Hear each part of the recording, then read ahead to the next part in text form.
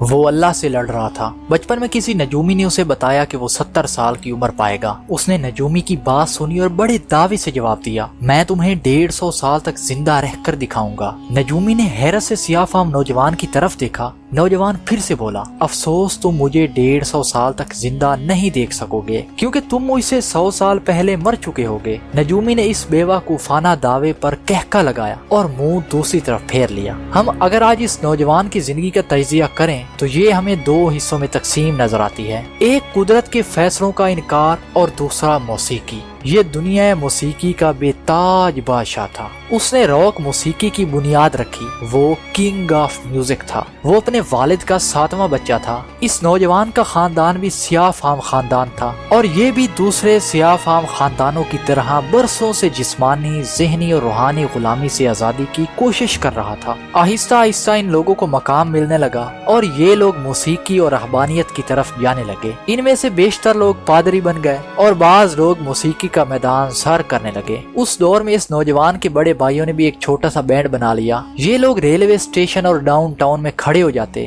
Music بجاتے، گاتے، dance کرتے اور لوگ ان کی فن کی داد دیتے۔ یہ لوگ چھوٹے بڑے اسٹیج بھی پرفارم کرتے تھے اور انہوں نے اپنا ایک البم بھی بنایا اور ان کے گانے آئی وانٹ یو بیک نے 1969 میں مقبولیت بھی حاصل کی تھی۔ یہ ننھا گلوکار یہ اس بینڈ میں صرف تمبورا اور بونگو بجاتا تھا۔ اس کے ذہن میں بے شمار نئے آئیڈیاز آتے، وہ ان آئیڈیاز کو عملی شکل بھی دینا چاہتا تھا، لیکن وہ اپنے بڑے بھائیوں اور والد کے جبر کا شکار تھا۔ اس کے والد اسے بری طرح تشدد کا نشانہ بناتے تھے، جبکہ وہ اپنے بڑے بھائیوں کا چھوٹا بھی تھا۔ وہ اس سے ذاتی ملازم جیسا سلوک کرتے تھے۔ اس فضا میں اس کے آئیڈیاز گھٹ گھٹ کر مرنے لگے۔ وہ جینیس تھا۔ وہ تخلیق کے جوہر سے شے رگ تک بھرا ہوا تھا اور یہ بھی حقیقت ہے کہ ایسے لوگ زیادہ دنوں تک دوسروں کے ماتحت نہیں رہ سکتے۔ چنانچہ اس نے بھی ایک دن بھائیوں کی غلامی کا طوق اپنے گلے سے اتار دیا۔ وہ جیکسن 5 سے الگ ہو گیا۔ اس نے امریکہ کے مشہور موسیقار کوئنسی جونز کے ساتھ مل کر اپنا پہلا سولو البم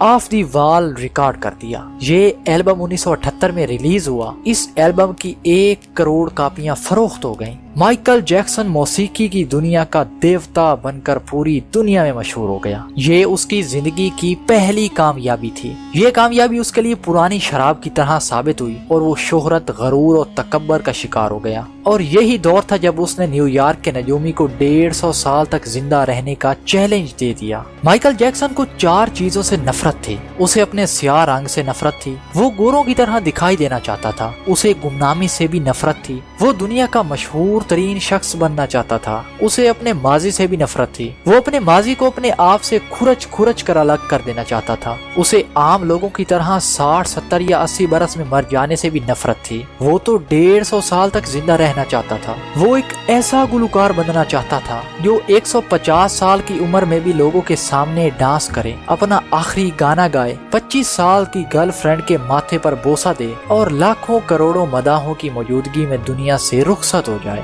مائیکل جیکسن کی آنے والی زندگی ان 4 نفرتوں اور ان 4 خواہشوں کی تکمیل میں بسر ہوئی۔ اس نے 1982 میں اپنا دوسرا البم تھرلر لانچ کیا۔ یہ دنیا میں سب سے زیادہ بکنے والا البم تھا۔ 1 ماہ میں اس کی 6.5 کروڑ کاپیاں فروخت ہو گئیں اور یہ Guinness book of world record کا حصہ بن گیا۔ مائیکل جیکسن اب دنیا کا مشہور گلوکار تھا۔ اس نے گمنامی کو شکست دی تھی۔ اس نے اس خواہش کی تکمیل کے بعد اپنی سیاہ جلد کو شکست دینے کا فیصلہ کیا۔ اس نے پلاسٹک سرجری اور سکن بلیچنگ شروع کرا دی۔ وہ پلاسٹک سرجری کے درجنوں مراحل سے گزرا۔ مائیکل جیکسن نے پلاسٹک سرجری پر پانی کی طرح پیسہ بہایا۔ اس نے امریکہ اور یورپ کے 55 چوٹی کے پلاسٹک سرجنز کی خدمات بھی حاصل کی، یہاں تک کہ 1987 تک مائیکل جیکسن کی ساری شکل و صورت تبدیل ہو گئی۔ سیاہ فام مائیکل جیکسن کی جگہ گورا چیٹا اور نسوانی نقوش کا مالک ایک خوبصورت مائیکل جیکسن دنیا کے سامنے آ گیا۔ اس نے 1987 میں بیڈ کے نام سے اپنی تیسری البم جاری کی۔ یہ گورے مائیکل جیکسن کی پہلی البم تھی۔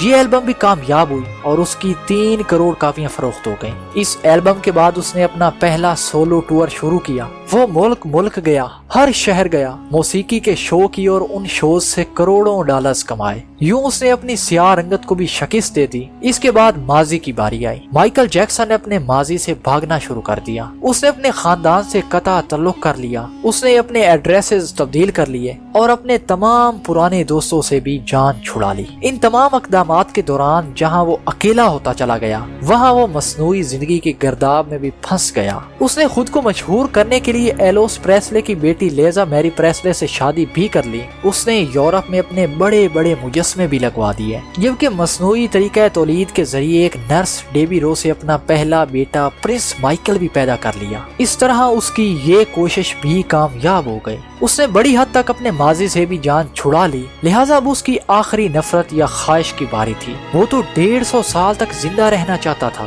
مائیکل جیکسن طویل عمر پانے کے لیے دلچسپ حرکتیں کرتا تھا۔ مثلاً وہ رات کو آکسیجن ٹینٹ میں سوتا۔ وہ جراثیم، وائرس اور بیماریوں کے اثرات سے بچنے کے لیے دستانے پہن کر لوگوں سے ہاتھ ملاتا تھا۔ وہ لوگوں میں جانے سے پہلے منہ پر ماسک چڑھا لیتا۔ مائیکل جیکسن مخصوص خوراک کھاتا تھا۔ اس نے مستقل طور پر 12 ڈاکٹرز ملازم رکھے ہوئے تھے۔ یہ ڈاکٹر روزانہ اس کے جسم کے ایک ایک حصے کا معائنہ کرتے۔ اس کی خوراک کا روزانہ لیبارٹری ٹیسٹ بھی ہوتا تھا۔ اس کا سٹاف اسے روزانہ ورزش بھی کراتا تھا۔ اس نے اپنے فالتو پھیپھڑوں، گردوں، آنکھوں، دل اور جگر کا بھی بندوبست کر رکھا تھا، کیونکہ اسے یقین تھا کہ وہ 150 سال تک زندہ رہے گا۔ لیکن پھر 25 جون کی رات آئی۔ اسے سانس لینے میں دشواری پیش آئی۔ اس کے ڈاکٹرز نے ملک بھر کے سینئر ڈاکٹرز کو اس کی رہائش گاہ پر جمع کر لیا۔ یہ تمام ڈاکٹر اسے موت سے بچانے کے لیے کوشش کرتے رہے، لیکن آخرکار ناکام ہو گئے۔ مائیکل جیکسن کو ہسپتال لے جایا گیا اور وہ شخص جس نے 150 سال کی منصوبہ بندی کر رکھی تھی، جو ننگے پاؤں زمین پر بھی نہیں چلتا تھا، جو کسی سے ہاتھ ملانے سے پہلے دستانے چڑھا لیتا، جس کے گھر میں روزانہ جراثیم کش ادویات چھڑکی جاتی، اور جس نے 25 سال تک کوئی ایسی چیز نہیں کھائی جس سے ڈاکٹروں نے اسے منع کیا تھا، وہی شخص 50 سال کی عمر میں صرف 30 منٹ میں انتقال کر گیا۔ اس کی روح چٹکی کے دورانیے میں جسم سے پرواز کر گئی۔ مائیکل جیکسن کے انتقال کی خبر گوگل پر 10 منٹ تک 8 لاکھ لوگوں نے پڑھی۔ یہ گوگل کی تاریخ کا ریکارڈ تھا، اور اس ہیوی ٹریفک کی وجہ سے گوگل کا سسٹم بیٹھ گیا۔ کمپنی کو 25 منٹ تک اپنے صارفین سے معذرت کرنا پڑی۔ مائیکل جیکسن کا پوسٹ مارٹم ہوا تو پتا چلا کہ احتیاط کی وجہ سے اس کا جسم ڈھانچہ بن چکا تھا۔ وہ سر سے گنجا تھا، اس کی پسلیاں ٹوٹی ہوئی تھیں، اس کے پورے جسم پر سوئیوں کے بے تحاشا نشان تھے۔ وہ پلاسٹک سرجری کی وجہ سے پین کلرز کا محتاج ہو چکا تھا، چنانچہ وہ روزانہ درجنوں انجیکشن لگواتا تھا، لیکن یہ انجیکشن احتیاط اور ڈاکٹرز بھی اسے موت سے نہیں بچا سکے، اور وہ ایک دن چپ چاپ اس جہان چلا گیا جس میں ہر زندہ شخص نے پہنچنا ہے۔